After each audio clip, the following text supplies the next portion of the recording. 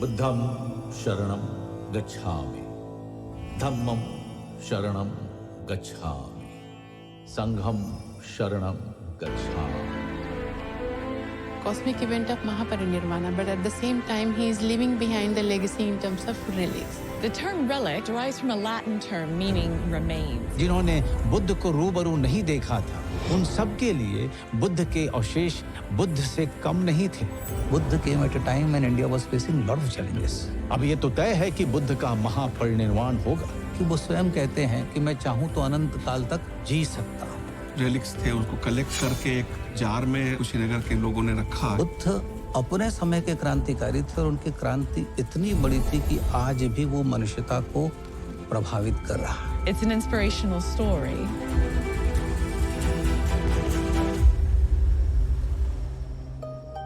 भारत अवतारों की धरती रही है. जाने कितने देवता, ऋषि मुनि, राजा, महाराजा और विद्वान इस धरती पर आए और अपने जीवन और विचारों से इसे संपन्न बनाया. लेकिन इस धरती पर चली आ रही ज्ञान, विज्ञान, धर्म और संस्कृति की धारा को मोड़ देने वाले वे पहले युग पुरुष हुए. उन्होंने जन्म इंसानों का लिया था, पदवी उन्हें महात्मा की मिली और सम्मान और दर्जा उन्हें भगवान का मिला. जी हाँ, सही समझे आप, मैं महात्मा बुद्ध की बात कर रहा हूं.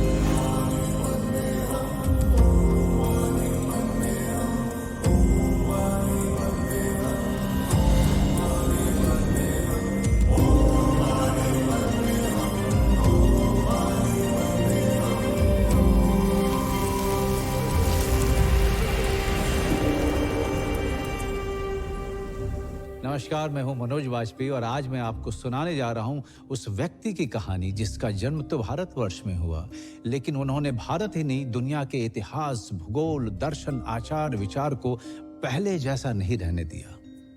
महात्मा बुद्ध ज्ञान और विचार की ऐसी मशाल बन के उभरे कि सिर्फ भारत तक सीमित नहीं रहे. उनके विचार पहले लोगों के लिए जीने का तरीका बना, फिर मत और फिर वो धर्म बनकर दुनिया भर में फैल गया.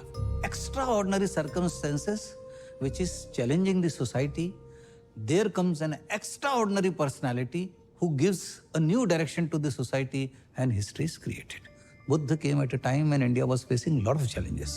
मैत्री का कंसेप्ट है, जब मुद्दता का जो कंसेप्ट है, देन माइंडफुलनेस है, विपස්සना है ना, ये पूरी दुनिया में इसलिए ये इतना आगे बढ़ी क्योंकि they are so simple yet so logical yet so meaningful yet so effective. राजमहल की संपूर्ण सुख सुविधा के बीच जब जीवन का यह कष्टकर स्वरूप राजकुमार सिद्धार्थ के सामने नहीं आया था, तब भी उनमें एक तत्व सर्वाधिक था, जिज्ञासा का. जिज्ञासा सवाल में बदलती है, सवाल तर्क में परिणत होता है, तर्क अपनी कसौटी पर विश्वास को छानता है और उसमें अंधविश्वास को अलग कर देता है. ठीक यहीं पर बालक सिद्धार्थ के बुद्ध बनने का बीज पड़ चुका था.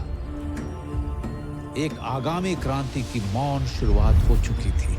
बुद्ध अपने समय के क्रांतिकारी थे और उनकी क्रांति इतनी बड़ी थी कि आज भी वो मनुष्यता को प्रभावित कर रहा है. बुद्धिस्ट फिलॉसफी इतनी लॉजिकल है और इतनी सटीक है, इतनी deep as well as intensive है, जो यूरोप की पोस्ट मॉडर्निज्म है, मॉडर्निज्म है, इनके साथ अगर उसको मैं कंपेयर करूं तो मुझे नहीं लगता कि वो कहीं टिकती हैं. बुद्ध अपने घर से निकलने के बाद ज्ञान के लिए बहुत भटके, मगर उन्हें ज्ञान मिला भी तो कहाँ?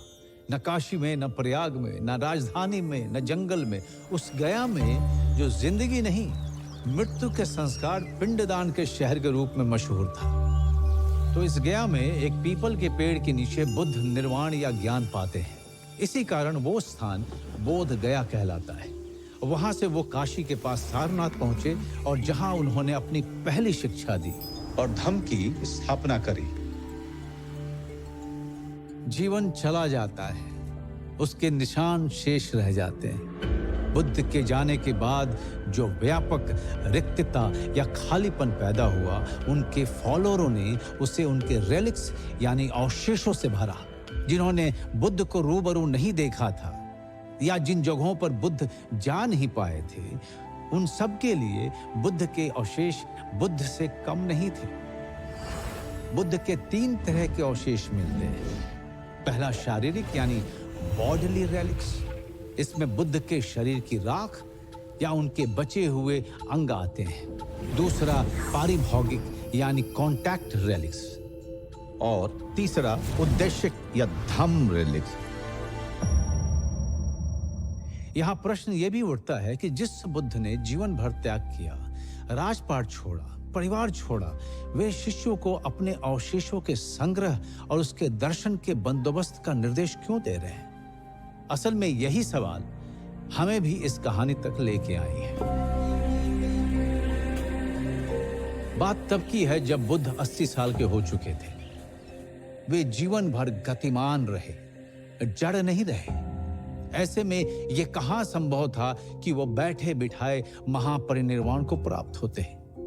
दुनिया अभी इससे अनजान थी, पर उन्हें यह मालूम था कि ये उनके जीवन की आखिरी यात्रा है। आनंद का रोल बुद्ध के जीवन में, उनके जीवन के आखिरी क्षणों में बहुत महत्वपूर्ण हो जाता है। उनकी लास्ट जर्नी में उनका मेंशन आता है बहुत प्रोमिनेंटली, और वो इस कॉन्टेक्स्ट में भी आता है कि वो सबसे आखिरी उनके बुद्ध के शिष्य थे जिन्होंने अरहतशिप, जिनको एनलाइटनमेंट प्राप्त हुआ था। आनंद और भगवान का संबंध कैसा है? उपस्थाक यानी पर्सनल अटेंडेंट।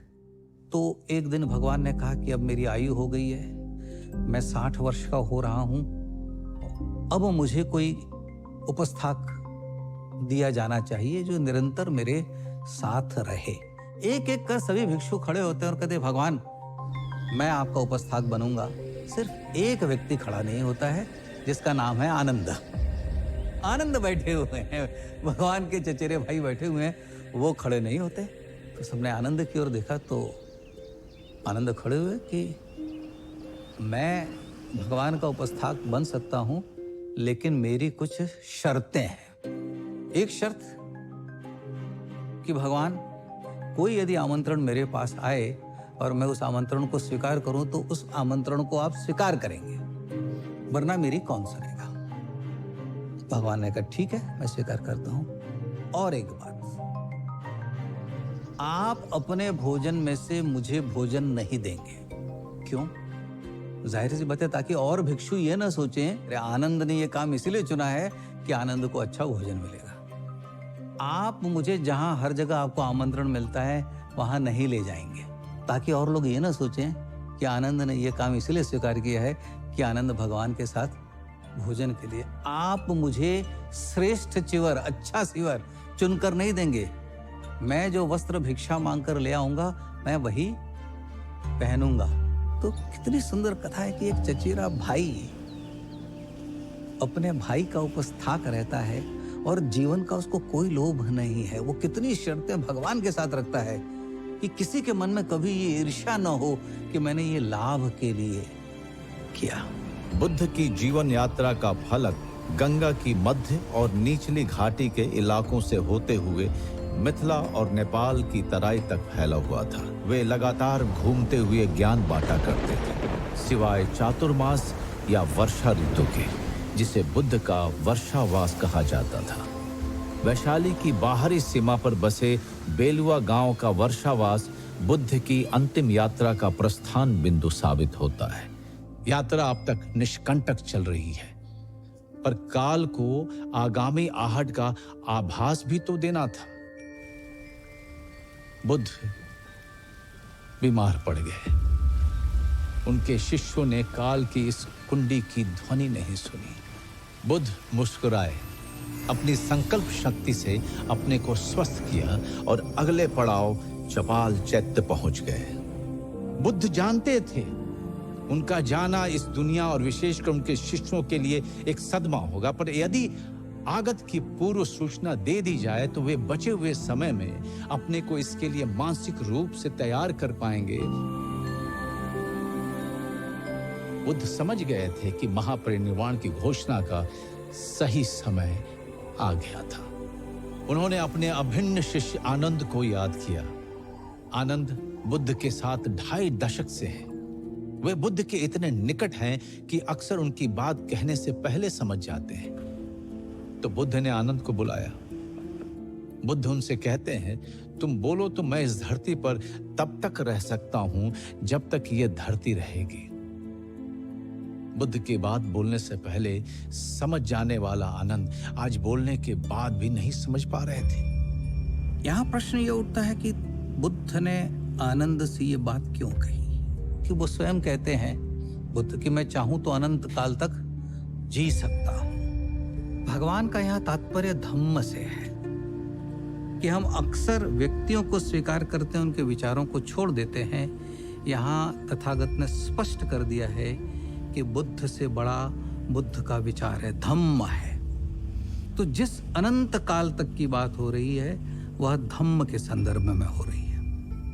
आनंद उस बात को कंप्रीहेंड नहीं कर पाते हैं और वो इग्नोरेंट रहते हैं। Buddha repeated this for 3 times. But Ananda did not say anything in favor of Gautam Buddha to continue till the end of this world. Buddha अपना सवाल दोहराते हैं, तिहराते हैं और आनंद की तंत्रा नहीं टूटती है। बुद्ध उन्हें मुस्कुराते हुए बाहर भेज देते हैं।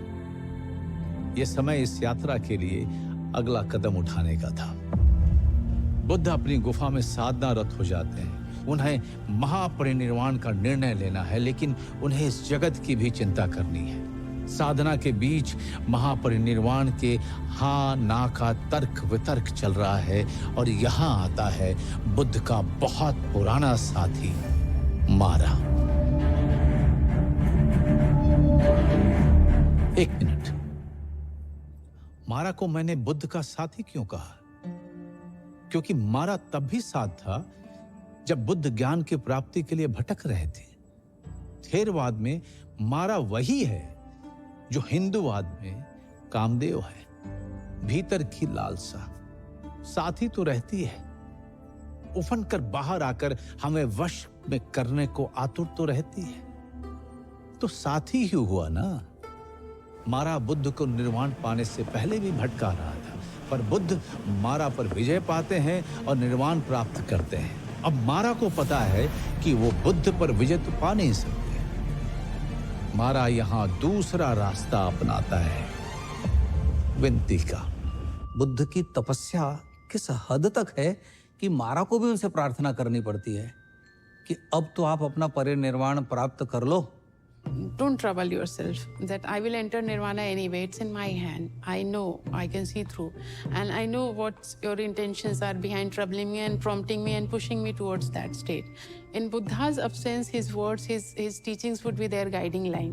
But at the same time, he needs to address the people and the Sangha in a structured way. Buddha himself says, if I take Mahaparinirvana now, that will not be the justice to the monks, because it is my duty that before leaving this world, I should give my last deshana, last blessings to them.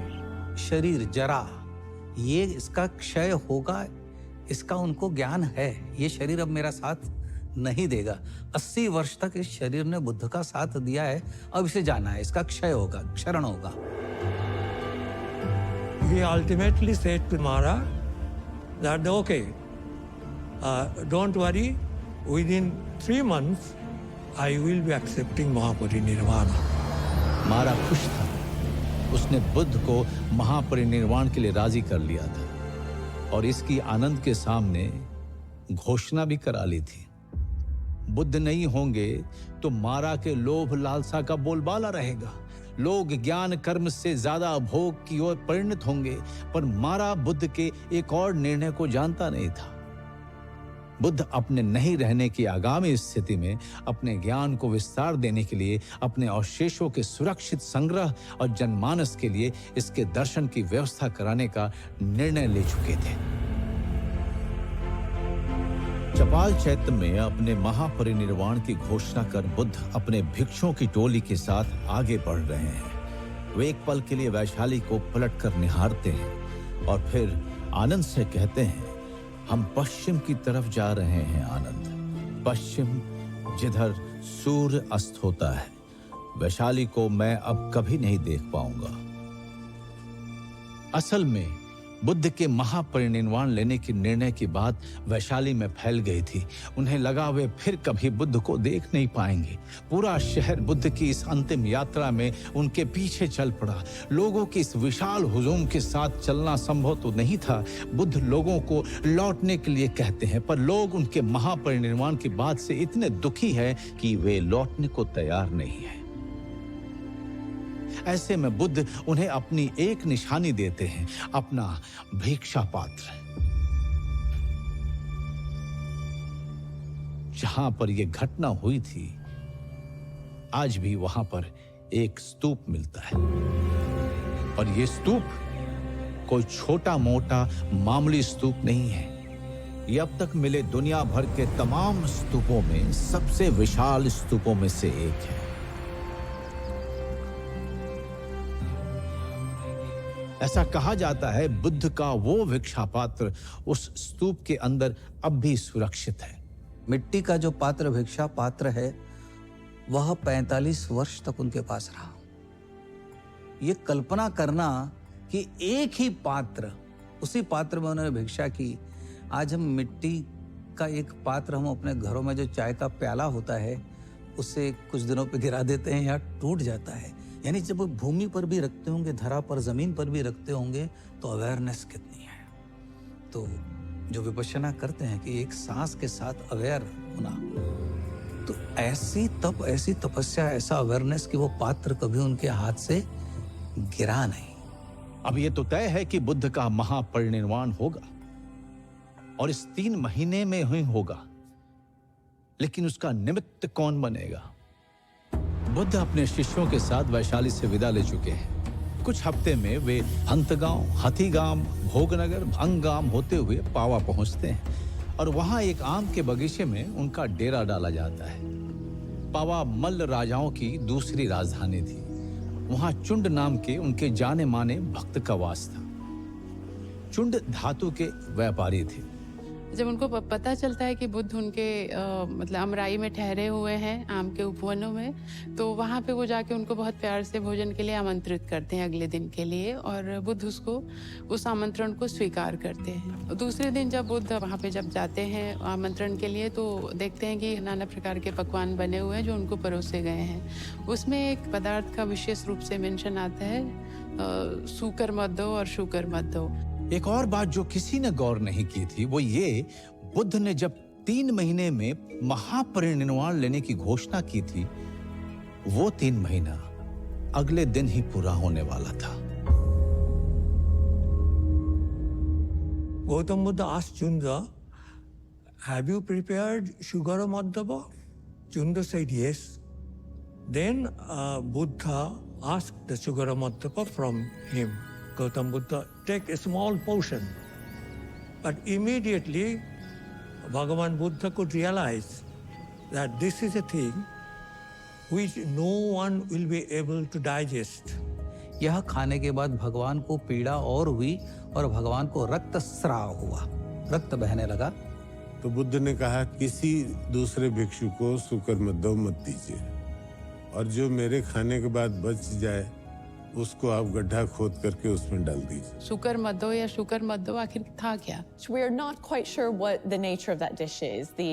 The name has been lost through history, but it suggests that it might be related to swine or potentially mushrooms or truffles. This common parlance that he was offered the meat of a pig, it is not true. चुंड इस ग्लानि में डूबे थे कि उनके भोज्य पदार्थ को खाकर उनके भगवान की ये दशा हुई है। बुद्ध चुंड को बुलाते हैं और उसे बताते हैं कि हे चुंड, तुम अब भी मुझे उतने ही प्रिय हो जितना पहले थे, बल्कि अब पहले से ज्यादा प्रिय हो। जो भी हुआ तुम तो उसके निमित्त मात्र थे, उसमें तुम्हारा दोष नहीं। और वो चुंद के लिए भी संदेश देते हैं कि मेरे जीवन में 2 भोजन मेरे लिए सबसे महत्व के रहे हैं। एक सुजाता, जिसका भोजन करके मुझे सम्यक संबोधि प्राप्त हुई, ज्ञान प्राप्त हुआ, और दूसरा चुंद का भोजन, जिसे करने से मैं महापरिनिर्वाण प्राप्त कर रहा हूँ। चीजें जिस तरह से एक कॉस्मिक ऑर्डर में चल रही हैं, वहाँ पे चुंडा एक माध्यम बन रहे हैं। उनको होना उसी वे में जैसे वो होंगी, बट उस एनेक्डोट में लिखने वाले ने, जिसने दिग्ग निकाय लिखा है, उसके नज़रिए से मारा एक ऐसा फोर्स है जो बुद्ध को डेविएट कर रहा है। चुंद एक ऐसे एजेंट है जिन्होंने वो खाना परोसा जिससे उनकी तबीयत खराब हुई। आनंद एक ऐसे एजेंट है जिन्होंने उनके प्रॉम्प्ट को, उनकी बात को समझा नहीं और उनको रुकने के लिए अनुरोध नहीं कर पाए। Things will happen that way, but उनका एक मीडियम और ये पात्र बदल रहा है, और ये देखने का नजरिया है जिसने ये दिग्ग निकाय लिखा है। बुद्ध अपनी पीड़ा पर अपनी मुस्कान का आवरण डालते हैं और आनंद से कुशीनारा की ओर चलने को कहते हैं। उनका कारवां ककुप्था नदी को पार करने वाला है। वे अपनी टोली को विश्राम के लिए कहते हैं, पर क्या बुद्ध अपनी पीड़ा के कारण आगे नहीं बढ़ पा रहे हैं, या बात कुछ और है? और ठीक यही बुद्ध घोषणा करते हैं कि वे कुशीनारा में साल वृक्षों के वन में रात के बीच के पहर में महापरिनिर्वाण अवस्था में प्रवेश करेंगे, और रात के आखिरी पहर उनका महापरिनिर्वाण हो जाएगा। शिष्यों के समूह में दुख की लहर फैल गई, लेकिन जो तय है दुख उसे टाल नहीं सकता, ना यात्रा को, ना महापरिनिर्वाण को।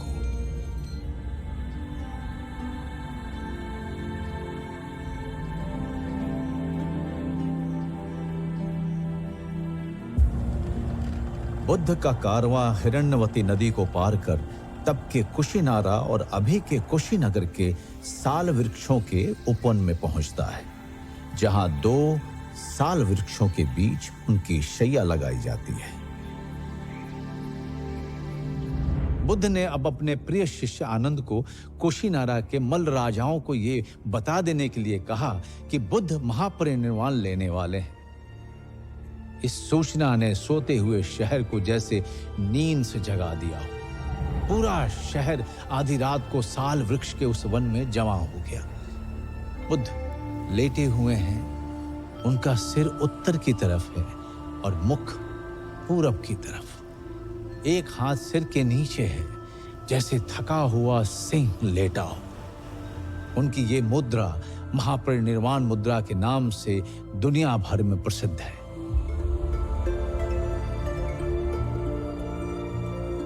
महापरिनिर्वाण से पूर्व उन्होंने एक ऐसी बात कही जो इस कहानी का भी एक नया मोड़ है। आनंद उनसे पूछते हैं कि उनके महापरिनिर्वाण के बाद उनके देह का क्या किया जाए, उनका आखिरी अनुष्ठान कैसे किया जाए। बुद्ध बोलते हैं, मेरे पार्थिव देह के साथ वही करना जैसा मरणोपरांत चक्रवर्ती सम्राट के देह का किया जाता है। किसी चक्रवर्ती राजा की मृत्यु हुई है, going back in history before Buddha और एनी अदर एनेक्डोट, सो हमें राजा दशरथ का एक रेफरेंस मिलता है वाल्मीकि रामायण में, अयोध्या कांड में पर्टिकुलरली। महाराज दशरथ को भी लकड़ी की तेल से भरी हुई द्रोणी में रखा गया था जब तक भरत नहीं आ जाते। तो भगवान बुद्ध को भी किसी की प्रतीक्षा है, और वो है महाकश्यप, जो उस समय कुशीनारा में नहीं है, वे कहीं और है। यह बात लॉन्गर रन में ममीफाई करने की नहीं हो रही है, यहाँ कॉन्टेक्स्ट अलग है। उस बात को किस तरह से तब तक उसको प्रिजर्व किया जाए, उस कंडीशन में रखा जाए कि लोग उसको होमेज पे करें, वो विकृत ना हो।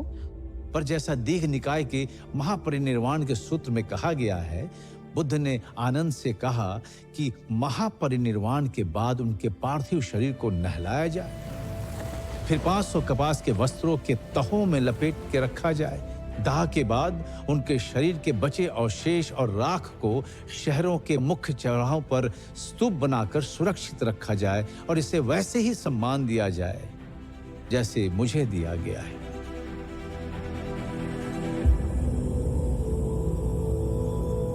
बुद्ध जैसे ही महापरिनिर्वाण को प्राप्त होते हैं, एक भूचाल आता है। कुछ देर बाद जब धरती थमती है, तब साल के वे वृक्ष फूलों से भर जाते हैं, और वे फूल भगवान बुद्ध की पार्थिव देह को ढक लेते हैं। हैरानी की बात यह है कि यह मौसम साल वृक्ष में फूल आने का था ही नहीं, पर यह प्रकृति की प्रतिक्रिया थी, मानो वो इस महान पुरुष को आखिरी भावभीनी विदाई दे रही है।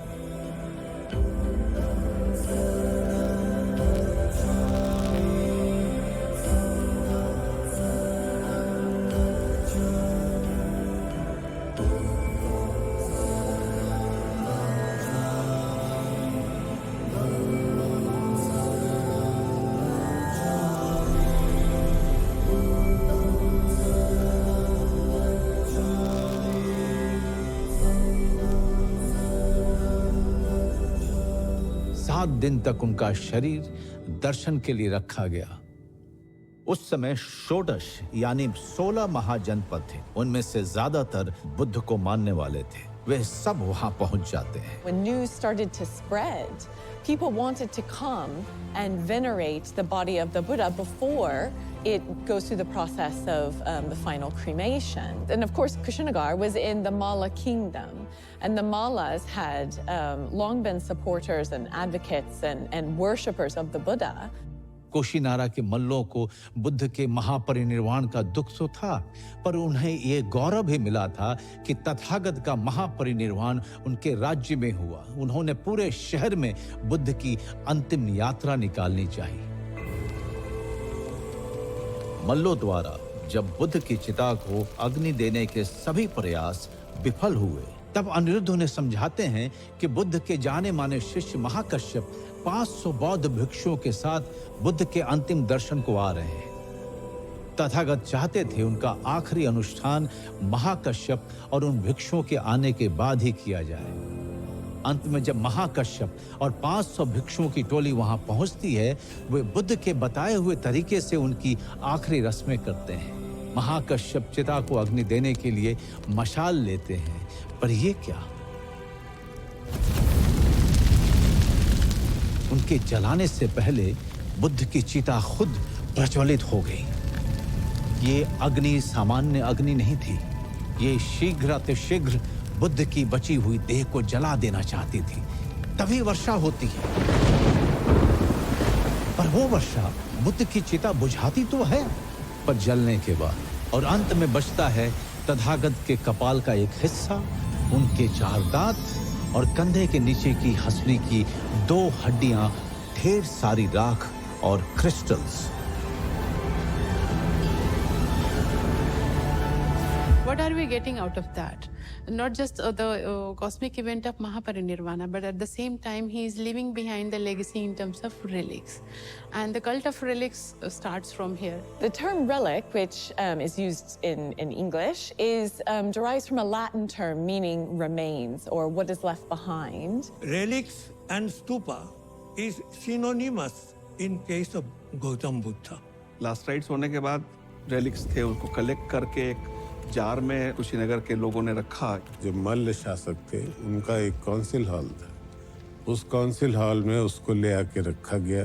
गाजे बाजे के साथ, तरह तरह के फेस्टिविटी के साथ पब्लिक के दर्शन के लिए संभवतः रखा गया होगा। इस सीन को जिस तरह से इंडियन आर्ट पे डिपिक्ट किया गया है, विदिशा से एक पैनल मिलता है जहाँ पे असभय दानम there is a inscription and relics are shown to be kept there, and that is how people they came and they paid the homage. At the same time, they are also celebrating. So उत्सव है, नृत्य है, गान है।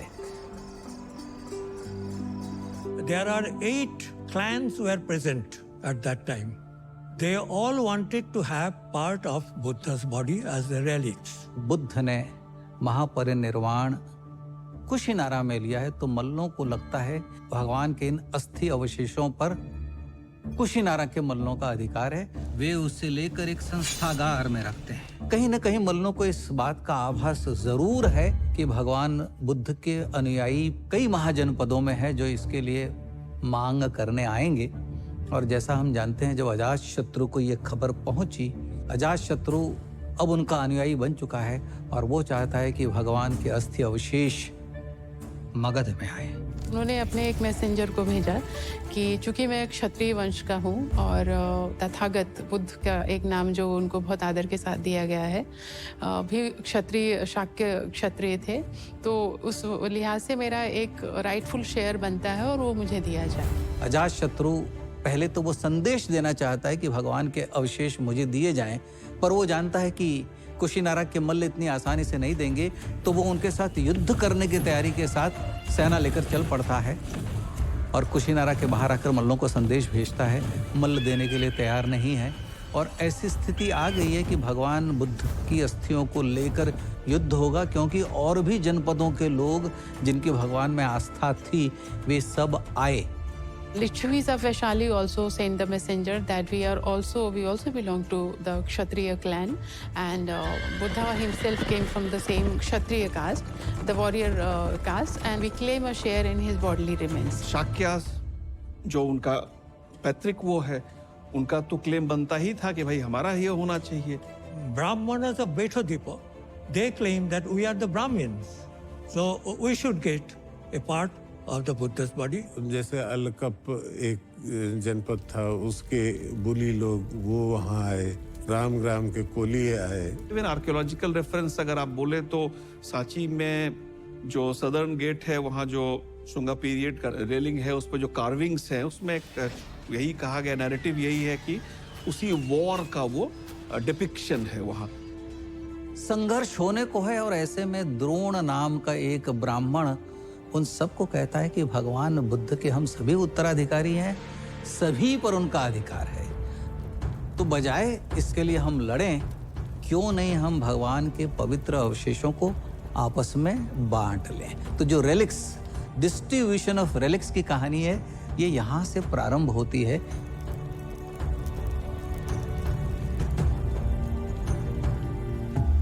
8 तो original जो powerful dynasties थे उनके बीच में डिस्ट्रीब्यूट हो गया।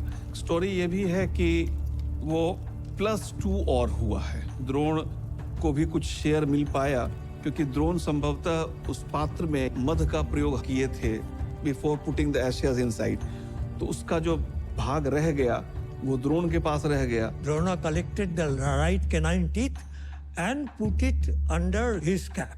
The god Indra saw it from heaven. Indra thought that Drona will not be able to give proper respect to the Sharira Dhatu of Gautama Buddha. It is better, let me collect it. And he took it to the Tushita heaven where a stupa was built. और अंत में पिपली one के मौर्य, जिसका बाद में संबंध चंद्रगुप्त और अशोक से आता है, उनके हिस्से में भी गए, लेकिन तब तक अस्थियों का बंटवारा हो चुका था। लेकिन जिस चिता पर भगवान को रखा गया था, उसके कोयले बचे हुए थे, उन्हें वो दिया गया।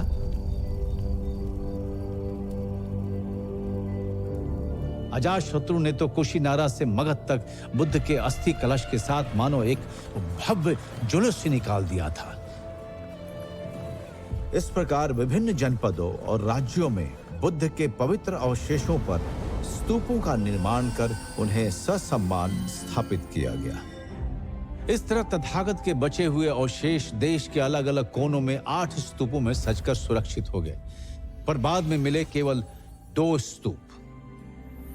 लिच्छवी थे वैशाली के, उन्होंने जो स्तूप बनाया था वो मिट्टी का स्तूप है, और आज भी वैशाली में जो राजा विशाल का गढ़ है उसके पास वो स्थित है, और वहाँ एक्सकवेशंस हुए थे, वहाँ से अस्थि अवशेष प्राप्त हुए थे। विलियम क्लैक्सन पेपे ने 1898 में उत्तर प्रदेश राज्य के सिद्धार्थ नगर के पिपरहवा स्तूप का उत्खनन किया, जहां से उन्हें एक बड़ा पत्थर का संदूक मिला। उसमें हड्डियों के टुकड़े, राख और प्रेशियस स्टोन से भरे 5 छोटे कलश थे। इन कलशों में से एक पर ब्रह्मी शिलालेख था, जिसमें लिखा था, दिव्य गौतम बुद्ध का ये अवशेष मंदिर शाक्य सुकीर्ति भाइयों का दान है, जो उनकी बहनों, बेटों और पत्नियों से जुड़े हैं। इस अवशेष में बुद्ध की हड्डी के टुकड़े थे। पिपरावा का जो एक्सकवरी थी रेलिक कैस्केट की, वो अपने आप में ग्राउंड ब्रेकिंग थी। अस्थि अवशेष भी थे और सोने, चांदी और सेमी प्रेशियस स्टोन्स के अवशेष थे। वो बहुत सारे अभी भी म्यूजियम में वहाँ रखे हैं। कुछ पेपी की जो फैमिली थी जो लंदन चले गए, वो उन लोगों ने वहाँ रखे हैं। उन्होंने जो वो अवशेष थे वो सियाम यानी थाईलैंड के राजा को अर्पित कर दिए। इसके 2 साल बाद कुछ अवशेष जो उनके पास और थे, उन्होंने जापान के बौद्ध भिक्षुओं को दे दिए। इन अवशेषों के विश्लेषण से ये मालूम हुआ कि अस्थि कलश पर लिखे इंस्क्रिप्शन बुद्ध के समय से नहीं मेल खाते। इस परिणाम ने विद्वानों की उपलब्धि को चुनौती दी कि अगर ये बुद्ध के समय से नहीं हैं, तो ये किस समय अवधि के हैं। इस चुनौती को स्वीकार करते हुए के.एम. श्रीवास्तव ने फिर से उसी जगह पर उत्खनन शुरू किया और ठीक पेपे के उत्खनन किए हुए स्तर से निचले स्तर पे उन्हें 2 अस्थि कलश और उनमें रखे बुद्ध अवशेष एवं क्रिस्टल्स मिले। पेपे का जो एक्सकवेशन रहा वो मैक्सिमम मौर्यन पीरियड तक ही लिमिटेड रहा। 1970 के दशक में फिर से एक्सकवेशन हुआ और उस स्थान से नीचे और भी अस्थिअवशेष प्राप्त हुए। तो अब विद्वानों में आपस में मतभेद है कि जो ओरिजिनल 1890 के दशक में जो अस्थिअवशेष मिले थे, जिनके ऊपर एक अल्बास्टर का घड़ा था और उसके ऊपर लिखा हुआ था पाली में कि इसमें शाक्यों के राजकुमार और भगवान बुद्ध की अस्थि के अवशेष हैं और साथ साथ शाक्यों में जो उनके वंश में उनके भाई बहन और दूसरे लोग हैं उनके भी अवशेष हैं। तो क्या ये अस्थियां भगवान बुद्ध की हैं या जो उस घड़े में पहले मिली थी वो बुद्ध की हैं? ये थोड़ा सा विवाद का विषय है, लेकिन इतना निश्चित है कि ये अस्थियां बुद्ध की भी हैं और उनके क्लैन के जो दूसरे लोग थे, उनके भाई बहन और परिवार के लोग, उन सब की अस्थियां हैं। एक ही स्थान में 2 भिन्न स्तर से बुद्ध के अवशेष प्राप्त होना ये एक असामान्य घटना थी और इस गुत्थी का समाधान छुपा था भारत के गौरवमय इतिहास के सबसे महत्वपूर्ण और शक्तिशाली साम्राज्य मौर्य साम्राज्य में। जी हाँ, हम बात कर रहे हैं सम्राट अशोक की। 19वीं सदी के पहले चौथाई हिस्से तक किसी को पता नहीं था कि भारत में अशोक नाम का कोई राजा था या हमारे देश में बुद्ध धर्म इस लेवल का था। मोहम्मद तुगलक के पास एक स्तूप आया, उसके ऊपर भी ब्राह्मी स्क्रिप्ट लिखा हुआ था। किसी को कुछ पता नहीं था कि ये क्या है। एक स्कॉलर प्रिंसिप जिनका नाम था, उन्होंने उस स्क्रिप्ट को 30 साल लगाए उसको डिसाइफर करने के लिए। उनकी डिसाइफर करने के बाद पता चला कि ये ब्राह्मी स्क्रिप्ट है और कोई अशोक नाम का कोई राजा था जिसने बुद्ध धर्म को पूरे देश में फैलाया। It is said that he built 84,000 stupas in his entire empire.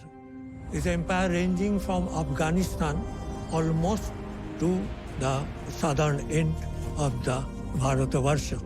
कई बार ये देखने में आता है कि पहले स्तूप बनाया गया होगा वो मड ब्रिक से बना हुआ है, जबकि दूसरी लेयर वो बर्न्ट ब्रिक्स की बनी हुई है। ये एक लेटर एडिशन हो सकता है और इस बात को प्रूव करता है कि जो ओरिजिनल स्तूप रहा होगा उसको ओपन करके अशोक ने वहाँ पे उसको एनलार्ज करवाया और उसमें बर्न्ट ब्रिक्स का इस्तेमाल किया। अगर आज पूरे एशिया में बुद्ध धर्म है तो वो अशोक के प्रयासों की वजह से है। ऐसे तो सम्राट अशोक बुद्ध के ज्ञान से पहले से परिचित थे, पर मानने वाले नहीं थे।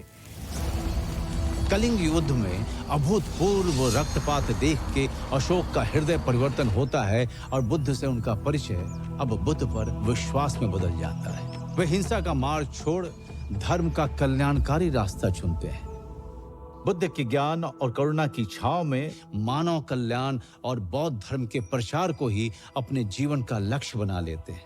जो भी व्यक्ति सच्ची आस्था के साथ बौद्ध धर्म में धातु अवशेषों पे वो स्तूप बनवाएगा, he will be entitled to certain good fortune, like certain merits.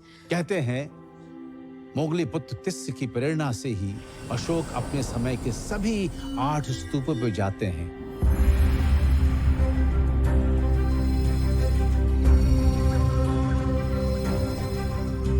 इन स्तूपों का भव्य पुनर्निर्माण कराते हैं और यहाँ से बुद्ध के अवशेषों का हिस्सा लेके उसे 84,000 हिस्सों में बांटकर अपने साम्राज्य के कोने कोने में फैला देते हैं। अब प्रश्न ये है कि 84,000 की संख्या कहाँ से आई?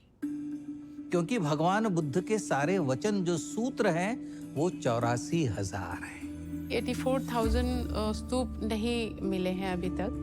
क्या एक ऐसा एलिगोरिकल नंबर हो सकता है जहाँ पे लिखने वाले ने लिखा है, या फिर वो ईंटों का इस तरह का प्रकार है, इतने 1000 ईंट उसमें लगी हुई थी उस स्तूप में? क्या इस बात को इंडिकेट कर रहा है या फिर कहने का एक तरीका है? This might be a hard task to say but I'm going to open the stupa up and I'm going to take those relics out in order to give them to everyone.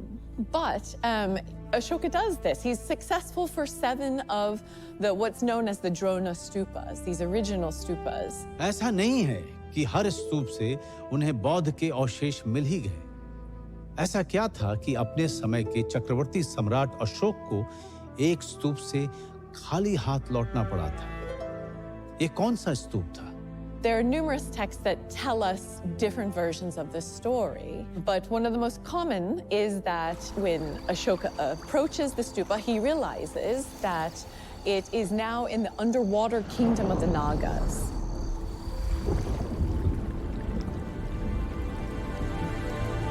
इसी बात का वर्णन अशोक अवदान भी करता है and as a testimony to that at Amaravati we see that Nagas entangled and they are guarding stupa. The 2nd century CE Amravati stupa has a relief carving which is now known as the stupa venerated by elephants. Around the body of the stupa, a naga is intertwined. And nagas are incredibly important. They love the relics, but they're also fantastic protectors of the Buddha's dharma and his relics. इस historicity को ये depiction prove करता है कि ये घटना हुई होगी अशोक के जीवन काल में और वो रामगांव के स्तूप से धातु अवशेष बुद्ध के निकाल नहीं पाया था. कोलियों द्वारा निर्मित रामग्राम का ये स्तूप बुद्ध के अवशेषों पर बने प्रमुख स्तूपों में से एक है, जो आज भी एक विशाल टीले के नीचे सुरक्षित और संरक्षित है. चूंकि यहाँ आज तक खुदाई नहीं की गई, इसलिए पुख्ता तौर पर तो कुछ नहीं कहा जा सकता, पर ऐतिहासिक तौर पर ऐसा दावा किया जाता है कि बुद्ध के अस्थि कलशों में से एक यहीं सुरक्षित है. ये जगह वर्तमान में यूनेस्को वर्ल्ड हेरिटेज साइट के अंतर्गत आती है. दुनिया के इतिहास में इसकी जो मिसाल कहीं नहीं मिलती है. दूसरे देशों के लोग राजदूत भेजते थे, इन्होंने धर्मदूत भेजे. तो उन्होंने बुद्धिज्म को न केवल एक्सेप्ट किया बल्कि अपने बेटी संघमित्रा और बेटे महेंद्र को भी उस उद्देश्य से भेजा जहाँ पे वो जाके बुद्धिज्म को प्रोपेगेट कर सके. He sent his daughter, and she wanted to go, Sangamita. She traveled with 11 other nuns to the kingdom of Sri Lanka at the request of King Tissa, who wanted to establish an order of nuns there. So when Sangamita arrived, she gifted a cutting from the Bodhi tree from Bodh Gaya. The queen and many of the other women who attended her converted to Buddhism as well. The order of Buddhist nuns and Theravada Buddhism, it prospered for around 1500 years after the Buddha's death. So for a very long time, there's a strong tradition of this order of Buddhist nuns. Through trade, you disperse religion as well. And so we see areas in Southeast Asia adapting to Buddhism. पर ऐसा क्या कारण है कि अशोक के 84,000 स्तूप बनाने का ऐतिहासिक प्रमाण तो मिलता है, पर उनके मिले स्तूपों की संख्या 84,000 के शतांश भी नहीं है, महज दर्जनों में है. क्या वे बाद के शासकों द्वारा नष्ट कर दिए गए या बाहरी आक्रांताओं ने अपने हमले में इन्हें मिटा दिया? क्या बाद में बौद्ध धर्म के ये अवशेष स्थानीय शासकों और विदेशी हमलावरों दोनों की हिंसा और क्रूरता का शिकार बने? खुद बोध गया का बोधि वृक्ष भी कई बार कई शासकों के द्वारा काटा गया. Many of the stupas were damaged by locally. They have taken away the stones or the bricks and built up their home. कई स्तूपों को लोगों ने डिस्ट्रॉय कर दिया, उनका विनाश कर दिया इस आशा में कि इनमें कोई बहुत खजाने हैं. जो इस्लामिक पीरियड आया या जो इन्वेडर्स का जो हमारे यहाँ वो हुआ, तो उसमें कहीं ना कहीं हम लोग बहुत कुछ लूज किए हैं. Later kings हुए, they were like Vaishnav and Shaiv, and they had inclination towards supporting those religions. But at the same time, the inside structure of Buddhism itself, like inside corruptions, also contributed a lot to the way the Sangha slowly moved towards decay. कुछ text जो बाहर चले गए, खास करके श्वेनसांग और फाहियान जो copy करके ले गए, उन सोर्सेस को बेस करके हम लोग आज इतिहास को देखने का प्रयास करते हैं, क्योंकि हमारे अपने ओरिजिनल सोर्सेस तो नष्ट हो गए. आज भी बुद्ध के अवशेष देश के भीतर उत्तर प्रदेश, बिहार, पश्चिम बंगाल, आंध्र प्रदेश, तमिलनाडु, मध्य प्रदेश, गुजरात, महाराष्ट्र महाराष्ट्र और दिल्ली में तो मिलते ही हैं, देश के बाहर श्रीलंका, जापान, थाईलैंड, म्यांमार, चीन, कोरिया, तिब्बत, नेपाल आदि देशों में मिलते हैं। इन अवशेषों को आप निर्जीव अवशेष न समझें। ये अवशेष अभी भी इन देशों में फैले बुद्ध के मानने वालों के लिए मिलने जुलने, सांस्कृतिक लेन देन और विचार विमर्श का कारण बनी हुई है। इन अ वे उनके लिए एक बुद्धा के ही एक प्रेजेंस का एक फॉर्म है। तो जो रिलिक फेस्टिवल्स हैं उसमें आप देखेंगे पूर्णिमा के दिन वहाँ पे प्रोसेशन निकलता है, exactly the way relic portions were distributed after Buddha's death. Likewise, the royal procession, the way each king took away their share, उसी सीन को इनेक्ट करते हुए they pay their homage to the relics, and for them it's like celebration of continual presence of the Buddha himself.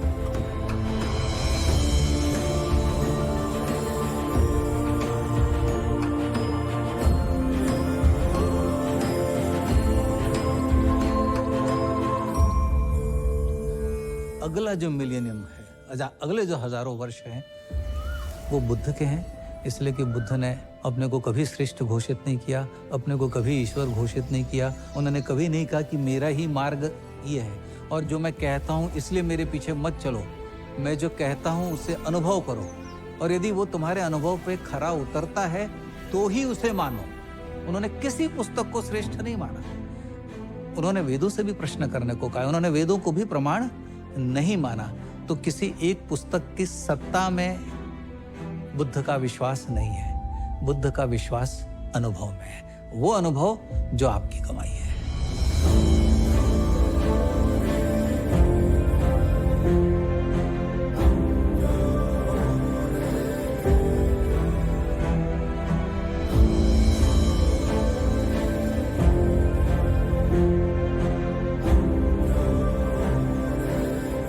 असल में बुद्ध का समूचा जीवन और उनका पूरा सिद्धांत 3 चीजों पर टिका था: बुद्धि, साहस और करुणा। ज्यादातर धर्म भय का व्यापार करते हैं। ये करो नहीं तो ऐसा हो जाएगा, ये करो नहीं तो वैसा हो जाएगा, ऐसा करो नहीं तो नरक या दोजख मिलेगा। पहली बार किसी गुरु ने कहा डरो मत, किसी से मत डरो, ना गुरु से, ना मंत्र से, ना शास्त्र से, ना लोक से, ना राजा से, ना डाकू से, किसी से भी नहीं।